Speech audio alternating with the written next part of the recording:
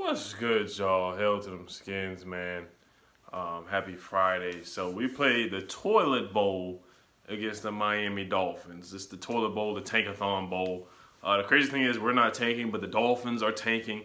So, I mean, in my opinion, if the Dolphins win this game, the Dolphins are stupid because they want to get to it. They want to get the first pick of the draft. So I feel like they should just lose this game personally. But I already talked to my friend Chadwick. You know, he's a Dolphins fan. So you remember him from my draft live stream. We had a good time with the draft live stream. We had a good time for real. I already told him, man, I was like, y'all are dumb if y'all win this game. We're gonna get the first pick of the draft, and then you're gonna have to trade up. We can trade the first pick to y'all and get 2 first-round picks, and we can end up with Andrew Thomas or Jerry Jeudy. So I already told him, like, the Dolphins are dumb if they win this game, but who knows? They might just win this game. The scouting report for them, they got Devontae Parker, they got Josh Rosen, who's a decent quarterback. I feel bad for him for being traded so much like he has already. He's only been traded once, but he's already been traded after his rookie season. A lot of people are saying we should do the same with Dwayne Haskins and draft Tua if we do get the first pick. I do disagree with that idea. I really disagree with that. I don't think we should tank for Tua or anything like that, or draft Tua if we get the first pick of the draft. They do have Rashad Jones. They do on defense. They have Rashad Jones. They have Xavier Howard, who's pretty good. Their running back. They have Kenyon Drake. They got some good. They have some talented guys. They do. Now, they traded away a lot of people. They traded away Laramie Tunzel, Kenny Stills. We already know they traded a lot of people. They are in tank mode. The Dolphins are in tank mode. They have no intention of winning games, but they are going to look at this game like they have a chance to win. This is probably their most winnable game on the schedule. Let's keep it 100. We probably are their most winnable game. I don't know if they play the Bengals or whoever, but we're probably the most winnable game on their schedule. Now, our keys to victory, we don't really have much. I think we should run the football with Adrian Peterson. I'm very happy with the things that Bill Callahan has done. I'm very happy with the things that I've heard that he's instilled in practice already. Case Keenum has been named the starter for the game on Sunday. I say run the ball with Adrian Peterson. Let's put Steven Sims back there for punt returning. Let's take Trey Quinn out of there. I think he's very explosive. Steven Sims has a lot of potential and can make a lot of big plays. We should run that jet sweep with him again. Let's do that again. Let's do some trick plays.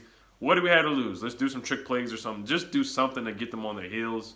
Let's just do something. We have nothing to lose, for real. Adrian Peterson, Scary Terry. We got to get the football to Scary Terry. Paul Richardson needs to be involved.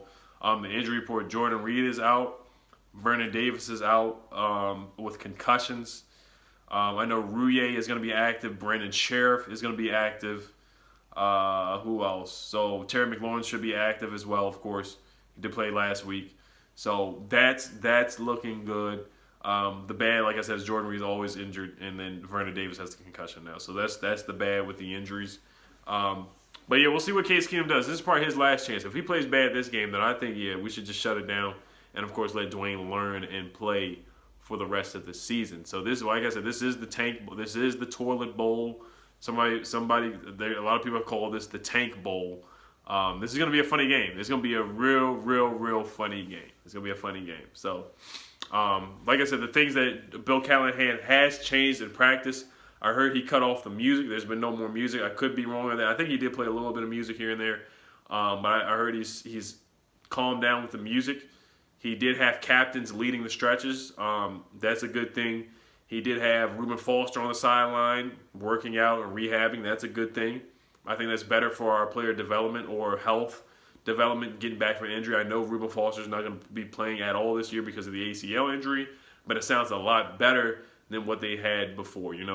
Small injuries won't take forever, I feel like, because they actually care about rehabbing. And not saying they didn't care before, but they have guys, on the sideline doing bikes, doing drills, stuff like that, trying to get them ready, get their bodies ready and prepped up so, they can recover better and get ready for game shape and game speed. So I do like that from Bill Callahan. Did say he wants to run the football more, so I like that. There are some other things he did in practice as well. He did have player development sessions after practice, so I think guys, the younger guys, rookies, younger guys, getting ready to develop, guys like Dwayne Haskins, getting more reps. And Dwayne Haskins needs to get more reps. He did say, I like what he said, he did say that he has Dwayne as the second string quarterback, and Colt McCoy most likely will be inactive. So I do like that. He did say that Dwayne Haskins is the future.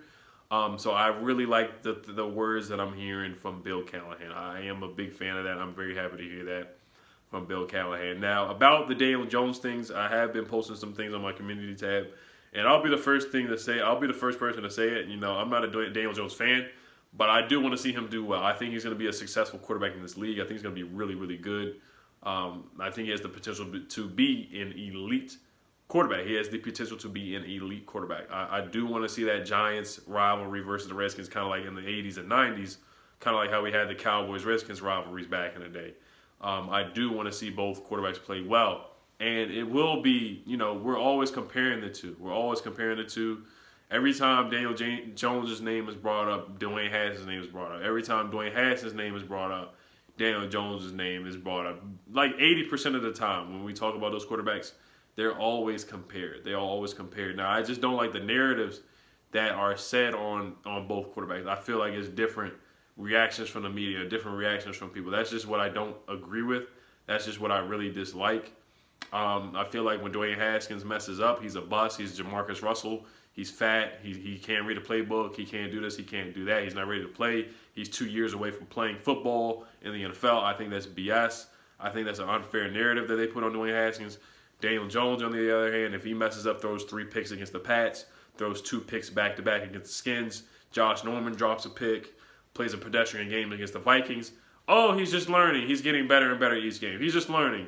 When I feel like Dwayne Haskins can kind of do the same thing, and improve and get better each game. You saw in the preseason how Dwayne Haskins got better each game.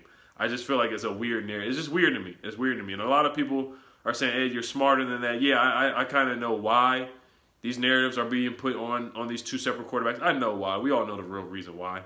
But that's just what I don't like. I'm just not a fan of it at all. I think it's unfair to Dwayne Haskins.